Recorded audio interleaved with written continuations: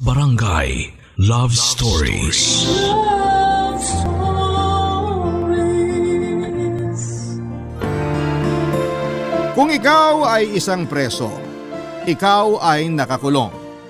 Subalit maraming klase ng pagkakakulong na hindi lamang sa likod ng rehas. Merong nakakulong dahil may hangganan lang ang maaaring puntahan o may nakakulong naman sa sariling damdamin. Ikaw, kapuso, isa ka din ba sa naging preso na walang rehas?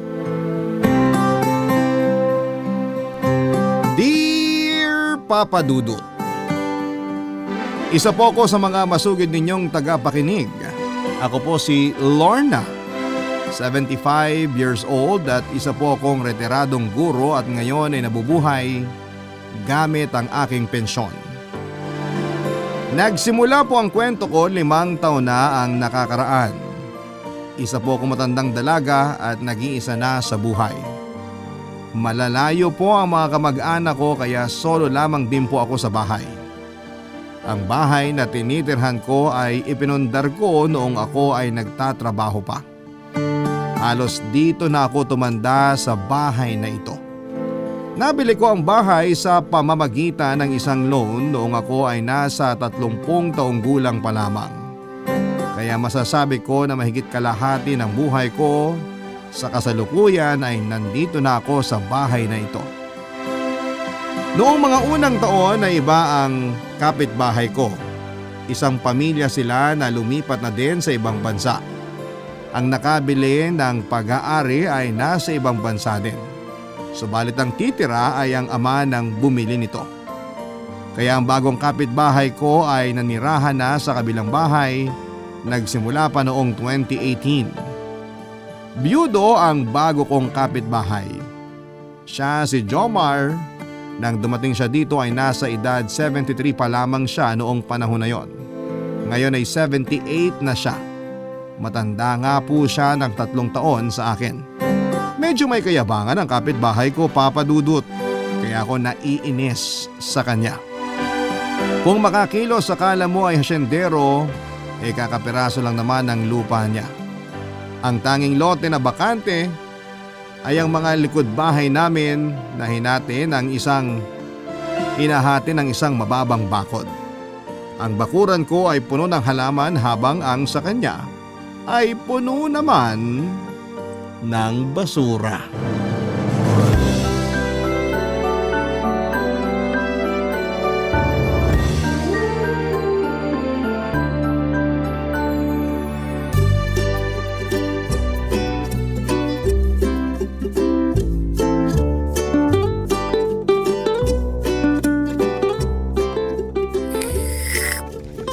Ay, ang sarap na mainit na kape. Hoy! Ano ba ginagawa mo dyan? Hoy! Ako ba? Ikaw lang naman ang nandyan. Abay, malay ko kung nakakita ka ng kapwa maligno. Bakit ka ba sumisigaw? Sabi ko, ano ba yung ginagawa mo? Hindi ba't nakita mo ako kaya mo ako tinawag? Natural! Pues, ba't hindi mo nakikita tong ginagawa ko? Nagwawalis ako nitong bintana ko. Hindi ba bahalata? Oo nga, nagwawalis ka. Lahat ng alikabok mo napunta na dito sa iniinom kong kape. Aba, bakit mo sinalo? Hindi ko sinalo. Sinong siraulo? Hay, matanda ka, wag mo ko masabi-sabihang siraulo, ha? Wala akong sinabing siraulo ka. Sabi ko, hindi ko sinalo. Ang alin? Ano pa di ang alikabok ng bintana mo? Ay, bakit mo sinalo? Ewan ko sa'yo. Ang gulo mong kausap. Maghanap ka nga ng pareho mo ng utak. Ikaw ang maghanap ng kausap. Hindi naman kita kinakausap, ikaw ang nakikipag-usap sa akin. May napupunit ba ng yero? Ang sakit sa tenga eh. Wala naman ako nadidinig ah. Ayun no? Wala naman. Ayun uli. Buisit kang matanda ka? Ako ang sinasabihan mo? Wow! Kung sabihan mo ako ng matanda parang millennial ka. Millennial mo mukha mo. Bakit ba ako nakikipag-usap sa'yo? Nakikipag-usap ka sa akin kasi wala kang kaibigan. Ikaw ba tinatanong ko? Ay, nakakatakot. Ibig sabihin, kinakausap mo ang sarili mo? Buisit ka? Ako ba? Mapaso ka sana ng iniinom mong kape. Paano pa ako mapapaso? Hindi ko na iinumin itong puro alikabok na bintana mo. Mali ko kung may salamang kang mangkukulam pala yung mga pinapagpag mong alikabok. Kung mangkukulam ako, ikaw impacto! Napakagwapo namang impacto nito. Kapal? Bakit ba sa dinami-dami naman na magiging kapitbahay, ikaw pa? Ewan ko nga din. Hindi ko nga alam kung may galit ba sa akin ng anak ko at dinala ko sa gilid ng impyerno. Kasi alam ng anak mo na ikaw si Satanas. Kaya alam mong si Satanas ako kasi nga nakatira ka sa impyerno. Buhi! Set! Hoy, ano ba yan? Excuse me lang, ma'am, ha? Anong ma'am? Hindi kita estudyante. Mas mukhang teacher pa nga kita eh. O di, ma'am. Excuse me, Mrs. Miss pa ako. Miss? Hindi naman imposible. Anong sabi mo? Ang sabi ko, yung alikabok mo, bakit mo ba pilit ipinamimigay? Saluhin mo na lang dahil mas kailangan mo. Kalsada to. At nasa tapat ako ng bahay ko, kaya wala kang pakialam. Walang pakialam eh. Yang kalat mo napupunta lahat sa harapan ng bahay ko. Oh, ano naman ang mali doon? Ang lakas talaga ng taba mo. Nadudumihan ang bahay ko. Ay bakit? Kailan ba naging malinis ang bahay mo? Ipababarangay kita. Di subukan mo. Si Chairman, barangay tanod pa lang kaibigan ko na. Tumulong ako sa kandidatura niya. Kandidatura? Kung makapagyabang ka parang presidente ng mundo ikinakampanya mo ha. Bakit? Sino ba ang head ng barangay? Ibibidyo kita. Ipapaviral kita. Sino ngayon sa atin ang feeling millennial? Saka kung makapagyabang ka ng video, yung telepono mo black and white pa? May CCTV yung kapitbahay. Ihingi ako ng kopya. Patawa ka. Paano mo kayo re-report yung CCTV nila sa bahay mo lang nakatapat? Natatakot kasi sila sa'yo dahil mukha kang mang-aakyat ng bahay. Matanda! Mas matanda ka! Bruha! Maligno! Matandang dalaga!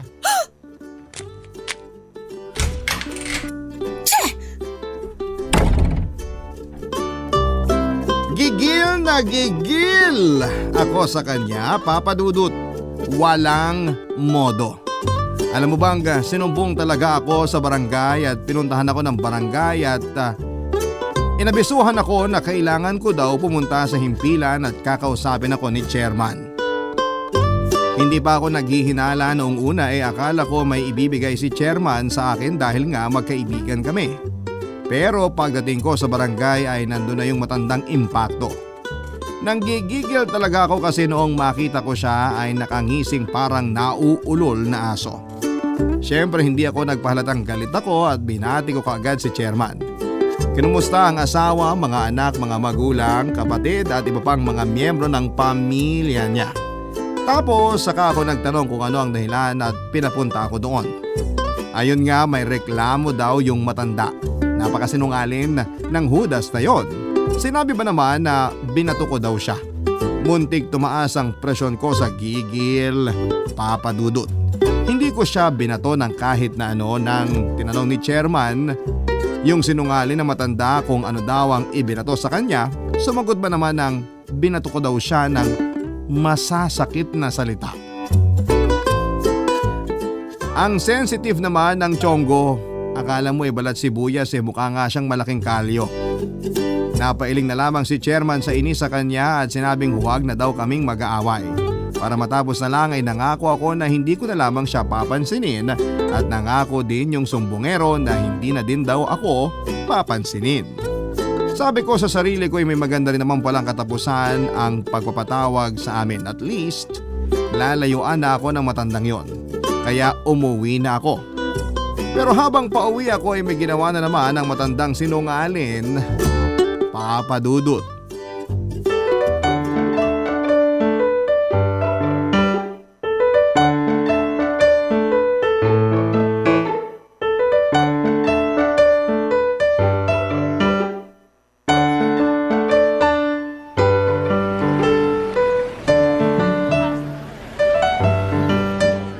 Anong pinaplano mo? Ano naman ang pakialam mo sa plano ko? Sabihin mo ang pinaplano mo kundi sisigaw ako. Ay, ang lakas ng taba.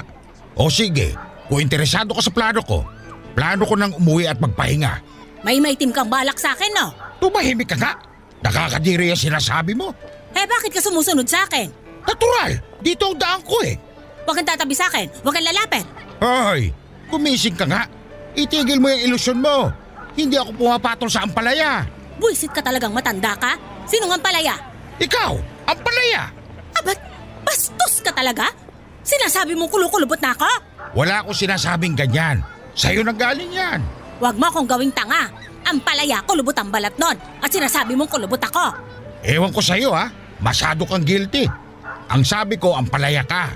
Kasi punong-puno ka ng pait. Pero may punto ka. Kulubot ka na nga. Buisit ka talaga. Madumi kasi utak mo. Kaya iba agad ang naiisip mo sa mga sinasabi sa'yo. Kung nanggagaling sa'yo ang salita, alam ko namang panlalait na naman yon. Ay teka nga, bakit mo ba ako kinakausap? Hindi ba nangako ka sa barangay na hindi mo ako papansinin? Paano? Sumusunod ka sa akin.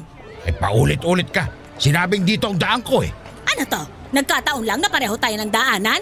Huwag kang ang sinungaling. Oo, pareho tayo ng daan. Magkapit bahay tayo. Nakalimutan mo na ba? O ano? Napahiya ka no? Kahit na. Sumusunod ka pa din sa akin. Oo, mauuna ako para matahimik ka. Ano? Tapos sasabihin mo na ako ang sumusunod sa'yo? Ano ba gusto mo? Mauna ka o mauna ako? Kilala kita. Alam kong gagamitin mo yan laban sa akin. Ay nako. O sige, ayaw mo mauna ka at ayaw mo mauna ako. Eh di, sabay tayo.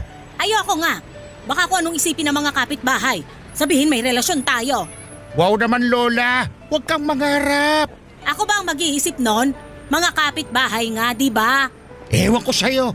Ewan ka pa dyan. O bibigyan kita ng palugit. Mauna ka ng 10 hakbang. 50 hakbang. Mabagal ako maglakad. Malay ko ba kung habulin mo ako? Kahit 100 hakbang. Sige na, mauna ka na. Huwag kang mandaya ah. Mauna ka na nga. Oh, ano na naman? Naalala ko lang. Ikaw napakasama ng ugali mo ha. Bakit mo ako pinabarangay? Para may record ang barangay. Ayon, gusto mo ako magkaroon ng record. Umaryan na naman ang utak mo. Para may record sila ng mga nangyari. Mahirap na, baka baliktarin mo ko. Kung babaliktarin man kita, hindi na kita ibabalik sa normal. Mananatili kang nakabaliktad. Bayolente ka talaga eh.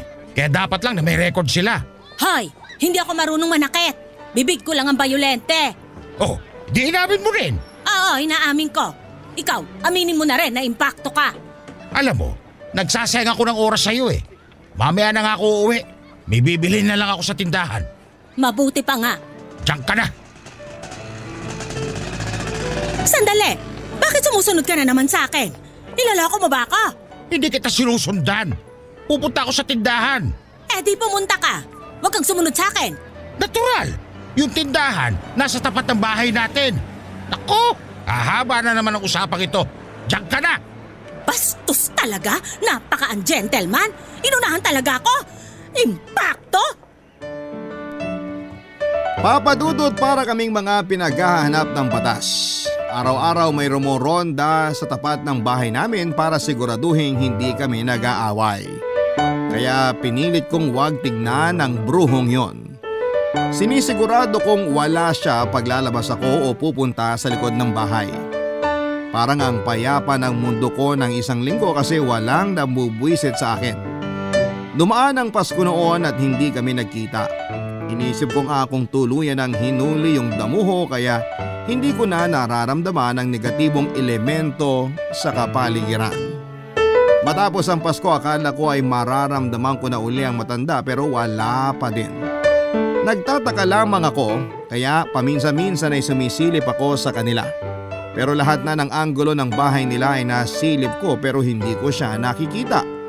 Baka kako gaya ng mga napapanood ko sa pelikula na ilang araw na palang patay yung nakatira sa bahay pero wala pang nakakakita at nakakaalam. Hindi ako nagsayang ng oras, papadudot. Agad kong sinabi sa barangay ang mga nangyari. Yung mga nasa barangay naman ay muntik akong mabuisit kasi noong nireport ko nagtawanan ba naman. Yun pala ay nagpaalam sa kanila yung damuho na pakitingnan-tingnan ng bahay niya dahil pupunta ito sa kapatid niya. At doon ay magpapasko si damuho. Barangay Love Stories. Barangay Love Stories. Ilang araw nang tapos ang Pasko at magbebesperas na ng bagong taon. Pero hindi pa bumabalik yung matandang Jomar na yon. Baka mamaya ay napatay na doon sa kapatid niya kasi nga may kasamaan ng ugali. Siguradong maraming galit doon.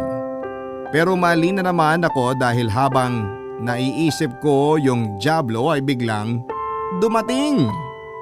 Kadarating pa lang niya ay nainis na naman ako. Aba pagpasok sa bahay niya ay bigla ba namang humiyaw na nandito na ako mahal ko. Nababaliw na ata. Wala naman siyang kasama sa bahay at matagal nang wala ang asawa niya. Sabi ko sa sarili ko ay magsisimula na naman ang kalbaryo ko dahil dumating na ang kontrabida ng buhay ko. Baliw talaga. Nagpatugtog at nakita ko na nagsasayaw na mag-isa. Napatingin siya kung saan ako nakasilip kaya bigla akong nagtago. Tapos nakadinig ako ng malakas na tawa niya. Sino naman kaya ang tinatawanan ng baliw na yon? Nung hapong nakita ko naglilinis ang matanda, sa tagal niyang nakatira doon ay ngayon ko lamang siyang nakitang naglilinis. Ayun pala naman, may party pala siya noong gabi. Eto na naman kami. Napakaingay ng kasayahan nila. Habang pasaya sila ng pasaya, ako naman ay pabwisit ng pabwisit. Hindi ako nakatulog, ang tatanda na kung makapagsaya ay akala mo ay gagraduate ng high school. Hindi ko siya makumpronta kasi bisita niya si Chairman. Baka isipin ni Chairman ako ang nagsisimula ng gulo. Kaya sa sobrang puyat ko ay mainit ang ulo ko kinabukasan noon. Besperas pa naman ng bagong taon.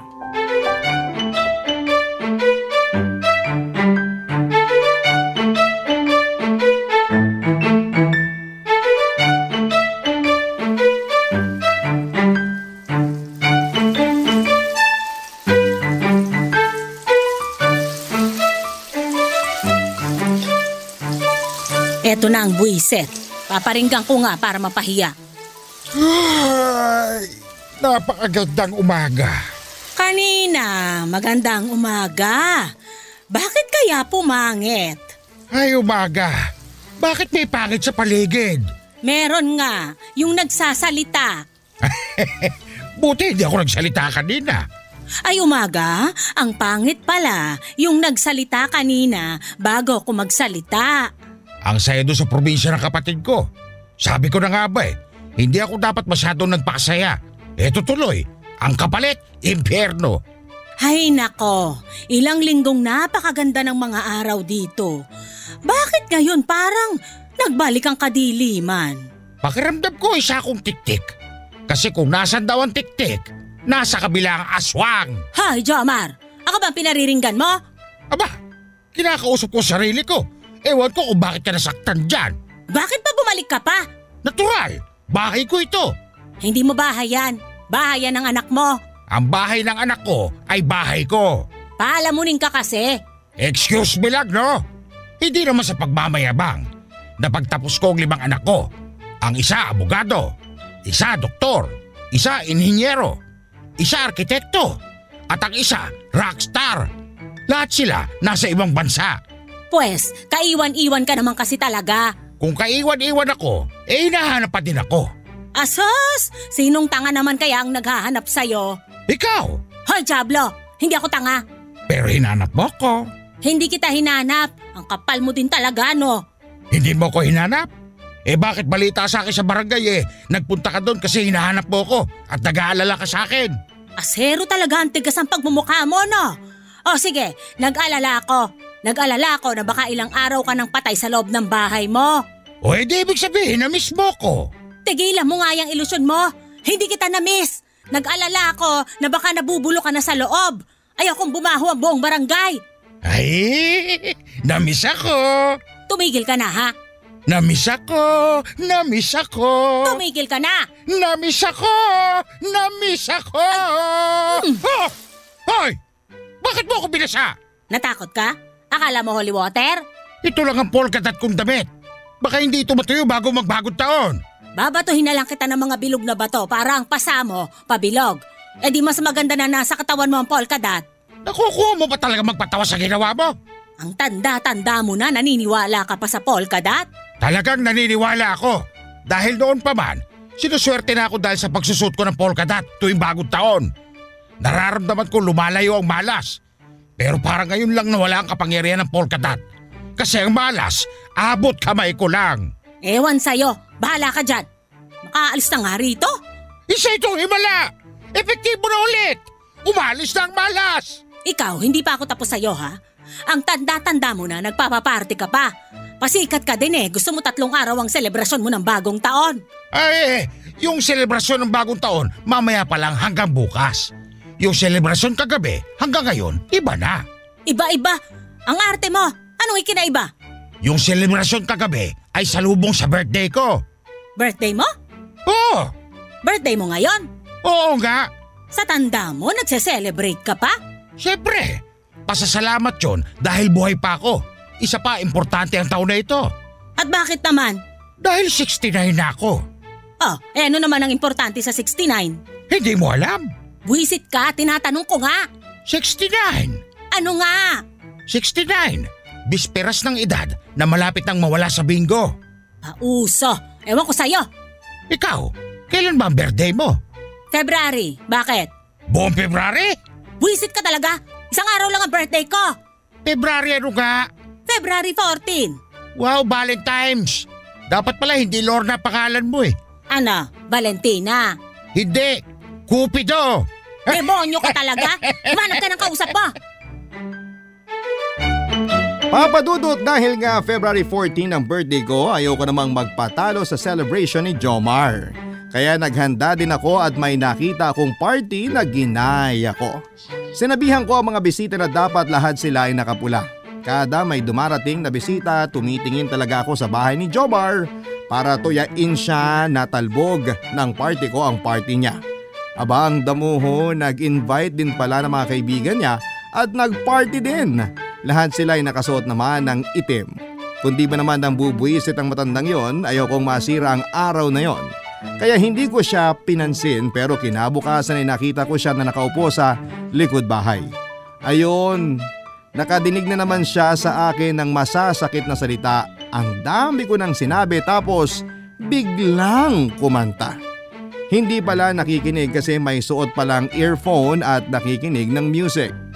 Hindi na nahiya at nag-earphone pa. Nagmumurang kamya siya, Papa Dudut. Walang nagbago sa mga araw namin sa tuwing may pagkakataon ay nag-aaway kami.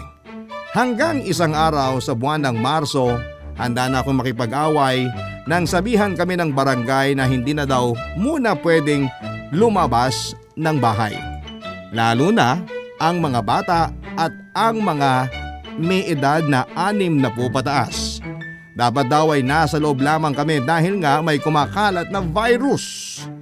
Maski sa harap ng bahay namin ay hindi kami makalabas. Mabuti na lamang at may likod bahay at doon ko lang nararamdaman ang paglabas ng bahay.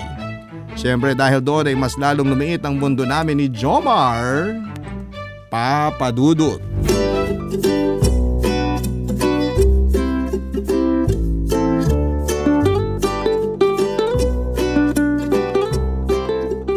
Napakaganda ng araw. Ano bang maganda sa araw? Hindi pa rin tayo pwedeng lumabas. Mag-iisang linggo na. Ito naman, sandaling panahon hindi ka agad makatiis. Palibhasa, gala. Sinong gala? Kala mo ako nakitang naggala? Ay, patawad. Gala ba ang nasabi ko?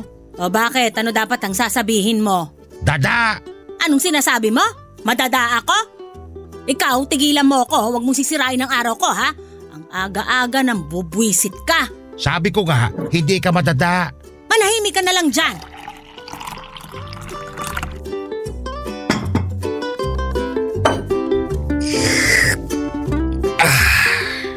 Ang sarap! Ang lamig! Makainom nga ulit. Sana pala nagtayo ako ng court dito. Patawa ka. Sa edad mo magbabasketball ka? Saka kung kailan hindi pwedeng lumabas, saka ka nagka-interes sa basketball. Sinabi ko ba magbabasketball ako? Sabi ko lang sana may court dito para sabay tayong dumadakdak. Ha? Buisit ka talaga! Gusto mo ng juice? Wag na. Baka may lason pa yan. Kung may lason ito, edi sana kanino pa ako ng buwal dito. Kasi nga, sa kapal ng kalyo mo sa bituka, hindi ka na tinatalaban ng lason. Ikaw talaga. Ikaw na nga pinagmamagandaan ng loob eh. Kung ano-ano pa din ang iniisip mo. Kasi galit ka sa akin, kaya lahat iisipin mo para makagante. Nabubuisit ako sa'yo, pero hindi ako galit. Ang tagal mo na din ganyan kaya tanggap ko na. Ako? Ako talagang may problema? Bakit hindi mo tingnan yung sarili mo? Nakita ko na kanina. Walang pagbabago. Gwapo pa din. Hambog! Salamat. Kita mo? Paano hindi ako mabubwisit sa'yo? Ang lakas mo mambwisit. Alaskador ka. Hindi ako alaskador. Sinasagot ko lang ang mga sinasabi mo. O sige, simula ngayon, hindi na kita aasarin. Maniwala ako sa'yo. Totoo nga. Hindi mo na ako bubwisitin? Hindi na nga. Sus, hanggang kailan naman yan? Habang nakakulong tayo dito sa mga bahay natin. Parang matatapos na naman to, kaya sige. Ayos na din sa akin yung sandaling oras na hindi mo ako bubwisitin. Oh, mag-juice ka na. Ay ano ba yan? Pineapple juice. Penge na nga. Eto, sasalin lang kita. Sandali! Bakit? Ano yan? Diyan mo ako pa iinumin sa baso mo? Sandali, kukuha ako ng sarili kong baso. Excuse me lang ha. Hindi ito ang pinag-inuman kong baso. Ayun yung baso ko ho. Ibang baso yan? Ayan na nga, hindi ka pa naniniwala. Bakit dalawa ang baso mo dyan? Kasi nga, aalukin kita. Ibig mong sabihin, bago ka lumabas at umupo dyan, naisip mo na ako? Oo nga. Akin talaga yung baso na yan. Ang kulit naman na matandang ito. Ano yan? Sabi ko, sa'yo ka itong basong ito. Kanino pa ba tayo lang naman ang nagkikita dito sa likod. Yung mga katabi nating bahay, kaya tataas ng bakod. Ay, kung sa bagay. Ano? Nagdududa ka pa din? Hindi na. Sige na, akin na yan. O ayan, malamig yan, masarap. Hoy, dahan-dahan. Mamaya masamig ka dyan. Ako na naman na may kasalanan. Grabe ka. Ganun ba ako? Ay hindi. Sandali, kukunin ko ang baso ko. O eto na, toast tayo.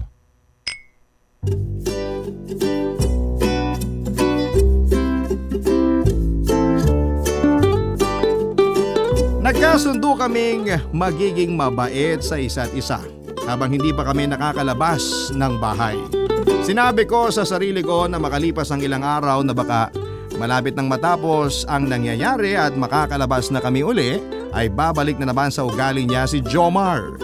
Kaya nagsasaya na lamang ako at tahimik ang mundo namin. Pero mali pala ang iniisip namin, Papa Dudut, dahil nagtawagan na din ang mga anak ni Jomar sa kanya para kumustahin siya. Nalaman niya na pati sa mga bansa kung saan ay nandoon ang mga anak niya ay hindi na din sila pinapalabas kagaya namin. Doon na namin nalaman na hindi pala basta-basta ang mga nangyayari sa paligid.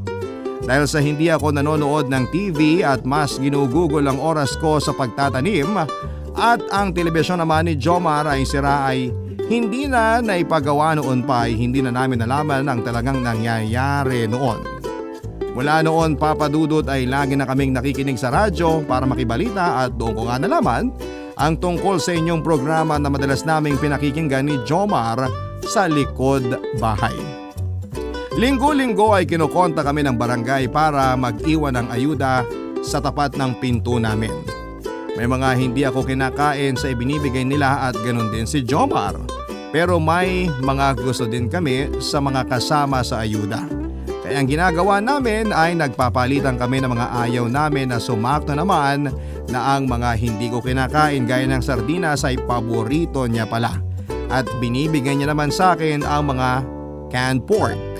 Pero ang noodles ay minsan ako ang nagluluto at minsan naman ay siya.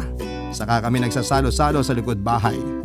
Bagamat may bakod ay nakikita naman namin ang bawat isa, Papa Dudut.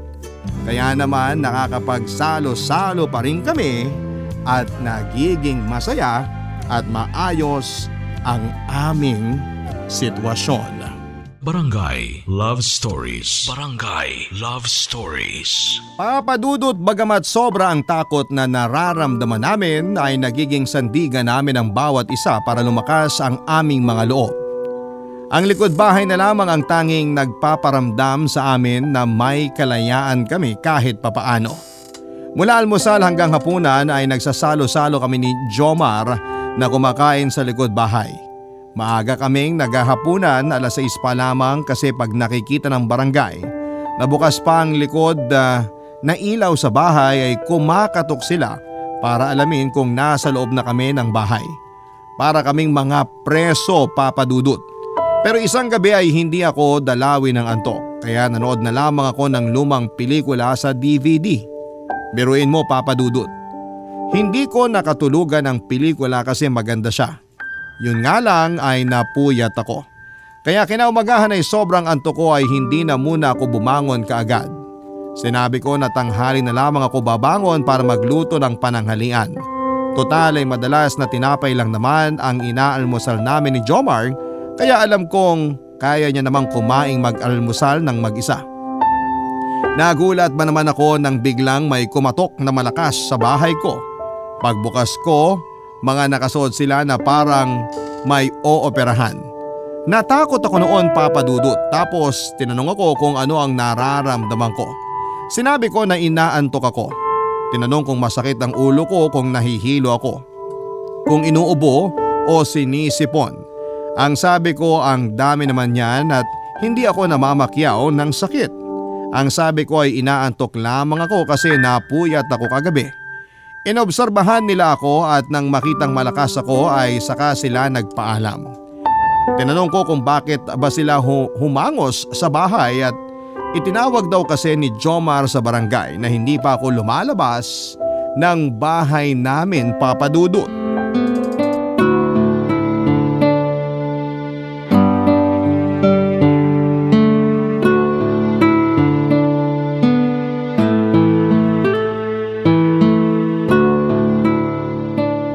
Mo ba? Ano ka ba? Pansit Canton lang to. Akin na. Paano? Nasa kabilang bakod ka. Eh di kesa iabot ko sa'yo, ilapag ko na lang dyan sa mesa. Oo ga. Buti na lang chicken wire lang tong bakod natin ano. Kaya kahit nakaupo tayo, nakikita pa din natin ang isa't isa at nakakapagkwentuhan. Anong chicken wire? Ang kakapal ng alambre dito, saka ang lalaki. O di ostrich wire. Ano? Wala, corny yung joke ko. Kumain na nga tayo. Tikman mo itong sardinas. Hindi ako kumakain yan. May allergy ako kasi dyan. Saka bakit nagluto ka ng sardinas sa merienda? Pwede kasi itong ipalaman sa tinapay. Ay, oo nga. Pero hindi pa din ako makakakain. Kaya itong pansit na lang ang pagsaluhan natin. Pengi nga. Marami ka pa bang supply? Madami pa. Paano kasi puro yung sayo ang kinain natin nung isang linggo? May ipapadala daw uli mamaya, sabi ni chairman. Kaya huwag mo masyadong tipirin para makakain ka din ng tama. Dapat tipirin. Mahirap maubusan ng supply. Kasi mali tayo ng akala na sandali lang ito. Magpipitong buwan eto pa din tayo't nakakulong. Oo nga. Ang mga anak ko din lagi nagche-check kung kamusta ako. Kasi ang dami daw matatanda ang tinatamaan ng virus sa mga lugar nila. Ay, ano bang nangyayari? Kaawaan tayo ng Diyos. Basta magpahinga lang tayo. Magpalakas at wag lalabas. Laging mag-alkohol. Siguro naman wala mangyayari sa atin. Natatakot ako. Wala tayong mga kamag-anak dito. Ayokong mamatay mag-isa. Hindi tayo mag-isa. Dalawa tayo nandito. At saka hindi tayo mamamatay. Natatakot talaga ako. Tigilan mo nga yan. Kumain ka na lang. Ay, teka nga pala. Hindi pa natin napapag-usapan yung nangyari kanina, ha? Alin? Alin ka dyan? Kasi naman hindi ka lumabas kaya natakot ako. Baka kung ano na nangyari sa'yo. Paano kung bigla na lang nila akong kinuha gaya nung nangyari dun kay Marieta nung nag-positive? Ayon, kinuha agad ng ambulansya at ngayon nandun daw sa facility. Malay ko bang natutulog ka lang? Kasi naman lagi ka maagang nagigising. Tapos kanina magtatanghalian na, hindi ka pa lumalabas. Buti na lang nakita nila na malakas ako. Kundi bahala ka, wala ka nang makakausap pag dinala nila ako sa facility. Huwag ka kasing mananakot. Ay, nagpanik siya. Ay nako, hindi mo ako maiinis sa mga tuksong yan. Kasi nagpanik talaga ako. Oh, ikaw kaya ang mag-relax dyan. Masama ma-stress. Oo nga, kaya huwag tayo magkakasakit ha. Kaya kumain tayo ng maayos. Kaso puro delata at noodles ang kinakain natin. Ay, ang balita, Mamaya daw may mga itlog at gulay na ibibigay. Ay, salamat naman. Ilang buwan na akong hindi nakakakain ng gulay. Ako na ang bahala sa itlog. Araw-araw, iba-ibang luto gagawin ko. Iba ka rin mag-experiment eh. Naging inventor na nga ako nitong nakakulong tayo dito sa bahay. Kung sa bagay, sino ba naman ang hindi makakaisip ng kung ano-ano kung lagi kang nasa bahay? Ikaw ka, papunta na sa gubat ang likod bahay mo eh. Oo, ang lalaguna nila. Kaya mamaya, ililipat ko yung iba sa ibang paso. Tapos ilagay mo dyan sa paligid mo para naman magkabuhay ang lugar mo. Alam mo, maganda dyan. Sisipagin na akong linisin at ayusin itong likod ng bahay ko kapag may mga halaman na. O mamaya, Operation Beautification tayo ha? Baka gabihin tayo kaya pagtapos natin kumain, magluluto na ako ng panghapunan.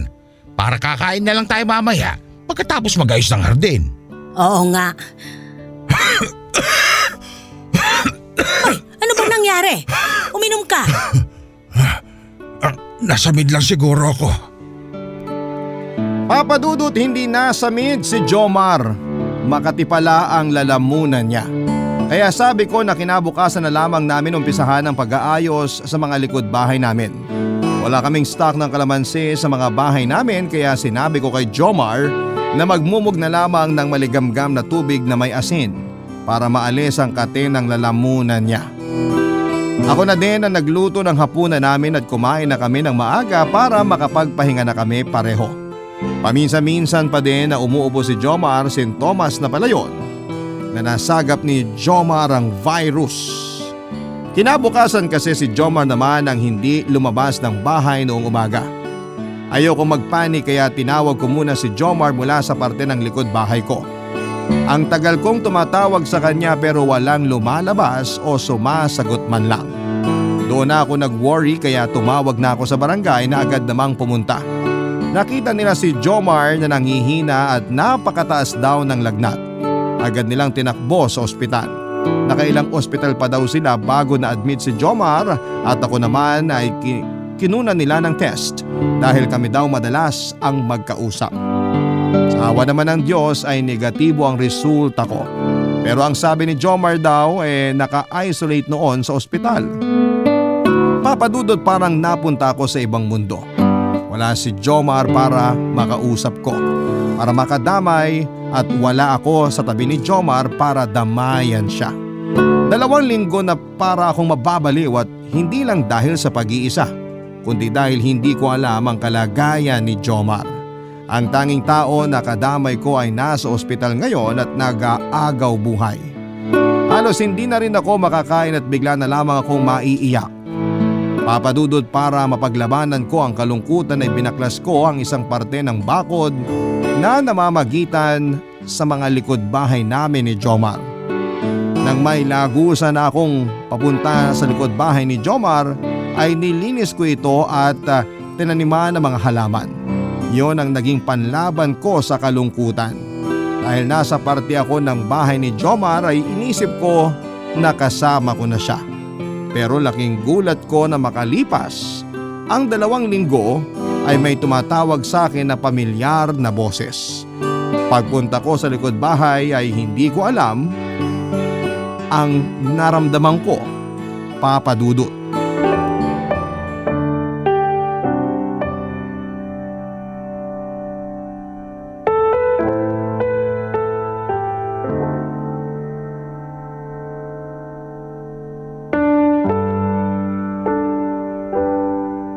Lorna! Jomar! Para ka naman nakakita ng multo. Buhay pa ako! Jomar! Ay, salamat sa Diyos! Hoy, huwag ka umiyak dyan. Kamusta ka? Ikaw ang kamusta? Ayos lang ako. Ikaw lang ang kailangan kong kamustahin. Kasi 2 linggo ka mag-isa lang dito. Ayos lang din naman. Talaga ba? Oo, no? Hindi mo ako hinanap? Hindi, no? Alam ko naman kung nasan ka. Bakit kita hahanapin? Hindi mo ako na-miss? Hindi, no? Ay, nakakalungkot naman. Biro lang. Namiss kita syempre. Mahirap ang walang kausap, no? Anong ginawa mo nung wala ako? Hindi mo pa ba nakikita? Ang alin? Tumingin ka kasi sa paligid mo. Tinanggal mo ba yung bakod? OA mo, ayan ang bakod kitang-kita naman. Akala ko kasi nasa bakuran mo ko. Nagustuhan mo ba? Ikaw lang mag-isa naglinis at nagtanim nito sa likod bahay ko? Ay, wala namang ibang tao dito eh. Ano ka ba? Pinagod mo ang sarili mo. Kung hindi dahil dyan sa pagtatanim at pag-aayos ko ng lugar mo, baka nabaliw na ako. Salamat at may nagawa ako ng 2 linggo nang wala ka. Salamat. Napakaganda. Teka, paano ka nakatawid? Inakyat mo yung bakod? Mabuti hindi ka nahulog. Hindi ko kayang umakyat dyan, no? Kahit mababa lang yan. Paano ka nga nakatawid dito? Eto, Nilagyan mo ng pinto? Marunong ka magkarpintero? Ginagawa ko dati ang pagkakarpintero nung nagtuturo pa ako. Yung mesa natin, pinagdikit ko na sa loob ng bakuran mo. Ayos lang ba? Oo, para hindi na tayo kakain at wala ng bakod na balakid. Ay, siya nga pala. Kumain ka na ba? Oo, pinakain ako bago ko hinatid dito. Halika, maupo tayo. Kwentuhan mo naman ako ng mga nangyari nung nandun ka. Ayun, may mga nakakausap naman ako na nurse at doktor. Kaya sabi ko ayos lang ako. Ikaw, wala ka nakakausap. Para nga akong baliw. Habang naglilinis, nag-aayos at nagtatanim ako, nagsasalita ako mag-isa. Mabuti na lang mataas ang bakod ng mga kapitbahay, kaya hindi nila ako nakikitang nagsasalita ng walang kausap. Kawawa ka naman. Kaya hindi ako mapakali sa ospital eh. Mamaya na nga ako. Pag-usapan natin ikaw. Ano pang mga nangyari? Noong unang 3 araw, nahirapan ako. Halos hindi ako makahinga. Kaya't mayat-maya ang check sa akin ng mga nurse doon. Paano ang pagkain mo? 1 linggo wala akong solid na pagkain. Nakadextrose ako eh. Pero nung naging maayos, ayun, dinadalhan na nila ako ng pagkain. Ay, ang hirap pala nang nangyari sa'yo. Muntik na akong lagyan ng tubo. Mabuti na kayanan ko. Pero hirap talaga akong huminga. Ngayon, maayos na ba ang paghinga mo? Oo, normal na. At hindi na ako nanlalambot. Mamaya ay gagawa kita ng kalamansi. Madami pa yung gulay na binigay eh. Ayan, makakakain na ako ng gulay. Huwag ka na kasing magkasakit. Saan mo daw ba nakuha? Hindi ko alam eh. Imposibleng dito. Kasi hindi ka naman nagkaroon. Hindi naman ako lumalabas. Ay, kalimutan na nga natin. Basta ang importante, maayos ka na. Salamat ha. Ano ba? Sabi ko nga kaya ko inayos tong lugar mo para may magawa ako. Hindi lang dito sa pag-aayos. Ano pang pinagpapasalamat mo? Sa pag-aalala sa akin. Naku, ano ka ba? Siyempre, kung sa akin nangyari, mag-aalala ka din sa akin, di ba? Oo naman. Kaya normal lang yon. Basta, salamat sa pag-aalala at sa pagmamahal. Mahal din kita. Hoy, ano ba yung sinasabi mo? Sandali nga, magtitimpla ako ng kalamansi. Papa Dudut, ewan kung bakit habang nagtitimpla ako ng kalamansi at nakangiti ako at parang ang sarap ng pakiramdam ko. Si Jomar naman ay hindi tinigilan ang pagiging malambing ng araw na yon at sa mga sumunod pa na araw. Napagdesisyon na namin ni Jomar na tanggalin na ang bakod. Ito palang hudyat na kami ay iisa na lamang. Hindi lang ang bakod na dibisyon ng mga likod bahay namin ang natanggal, kundi pati sa bakod na humaharang sa mga nararamdaman namin. Oo, Papa Dudut, kahit may edad na kami ay hindi ako mahihiyang sabihin na nagkamabutihan pa kami ni Jomar. Hindi kami kasal, hindi kami mag-asawa, pero ang pagtrato sa akin ni Jomar ay parang babaeng pinakasalan niya. Hindi maganda ang dinala ng pandemya, pero ito din naman ang nagbukas ng pinto para sa pagkakasundo naming dalawa. Isang pagkakasundo na nauwi sa pagmamahalan. Kahit para kaming nakakulong, ay hindi na namin ininda pa kung napakaliit man ang ginagalawan namin. Ang importante ay magkasama kami, Papa Dudut. Sa likod bahay din namin nakausap ang mga anak ni Jomar. Sinabi ni Jomar ang tungkol sa amin at lahat naman sila ay masaya at walang kumukontra. Kaya nang payagan ng makalabas sa mga senior na gaya namin ay agad kaming nag-date ni Jomar at ang first date namin ay ang pagpapavaccine. Papa Dudut, Hindi din ako nahihiya, pero noong pinayagan ng lumabas ang senior ay inayos agad ni Jomar ang kasal namin. Kaya kaka-anniversary lang namin noong isang buwan. Ipagmamalaki ko na kahit nagkaedad na ako ay hindi pa huli para tawagin akong misis. Maraming salamat po sa inyo, Papa Dudut, sa pagbabahagi sa mga tagapakinig mo sa aking kwento. Ang inyong forever kapuso at kabarangay na kinikilig pa hanggang sa ngayon, Lorna. Nagustuhan ng iyong napakinggan? Ituloy yan via live stream sa www.gmanetwork.com/radio. Barangay LS 97.1